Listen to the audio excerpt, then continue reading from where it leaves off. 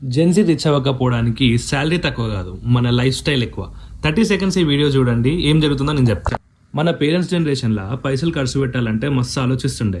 వాళ్ళు ఒకవేళ ఏదైనా ఖర్చు పెట్టినా కానీ అది అసెట్ బిల్డింగ్ కోసం కానీ, లేకపోతే వెల్త్ క్రియేట్ చేయడం కోసం కానీ, లేదా మనీ మేకింగ్ కోసం కానీ ఖర్చు పెడుతుండే. మనం చూస్తే మనం వాడే ఫోన్లు ఈఎంఐలు ఉంటాయి, బ్రాండెడ్ బట్టలు, పార్టీస్, కాఫీ అంటూ గుర్తొచ్చింది. మనం ఇంటికాడ 10-20 రూపాయల కాఫీ దొరుకుతుంది, బట్ బండి వేసుకొని నువ్వు దిల్సుఖ్ నగర్ నుంచి హైటెక్ సిటీ పోయి 500 ఖర్చు పెట్టుకొని చాయ్ తాగేసి వస్తావు. ఎందుకు? జస్ట్ కూల్గా కనిపిస్తుంది. అండ్ ఈ హోల్ ప్రాసెస్లో మెయిన్ కల్ప్రిట్ ఒకటి ఉంటుంది.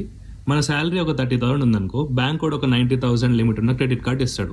మొత్తం ఇక్కడ స్టార్ట్ అవుతుంది. తీసుకునేటప్పుడు మనం ఏమనుకుంటాం అంటే ఎమర్జెన్సీలో ఉపయోగపడుతుందేమో అనుకుంటాం, కానీ ఆ ఎమర్జెన్సీ వస్తుందో రాదో తెలియదు. కానీ నీకు ఆ ఎమర్జెన్సీ కంటే ముందే shopping, cafe hopping, pubbing, partying తెలియకుండా 1,00,000 గీక్తావు. లైఫ్ ఎంజాయ్ అయిపోనీకే మొదటి మట్టి ఎక్కుతావు. ఇక మెల్ల ఒక కార్డు పోయి 2 కార్డులు అయితే, 2 పోయి 3 అవుతాయి, 3 పోయి 4 అవుతాయి. తెలియకుండా నీకు ఎట్లా అంటే ఒక 7 నుంచి 10,000 నెలకి ఇంట్రెస్టే బిక్తావు. టు బీ ఆనెస్ట్, నేను లాస్ట్ 4 years నుంచి ఇదే ట్రాప్లో ఉన్నా. అట్లా చేసి మస్తు కష్టపడి ఇలా నుంచి అయితే బయటకు వచ్చిన. నా క్లోజ్ సర్కిల్లో ఆల్మోస్ట్ ఒక 80% పీపుల్ ఇదే ట్రాప్లు ఉన్నారు. కూల్గా కనిపించడానికి స్పెండ్ చేసే ప్రతి రూపాయి ఫ్యూచర్లో మన ఫ్రీడమ్ని కొంచెం అమ్మేస్తూనే ఉంటుంది. సో కొంచెం డబ్బులు సంపాదించగానే స్పెండ్ చేయకుండా అసెట్ బిల్డింగ్ కానీ, వెల్త్ క్రియేషన్ కానీ స్టార్ట్ చేయండి. ఒక సైడ్ హజిల్ స్టార్ట్ చేయండి, లేకపోతే స్కిల్ నేర్చుకోండి, లేదా ఏదో ఒక ఫ్రీలాన్సింగ్.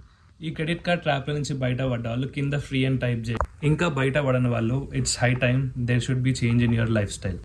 ఈ వీడియో కనుక మీకు నచ్చినట్టయితే లైక్ చేయండి, ఎవరికైతే షేర్ చేయాలో వాళ్ళకి షేర్ చేయండి. మర్చిపోకండి, ఫాలో కూడా చేయండి.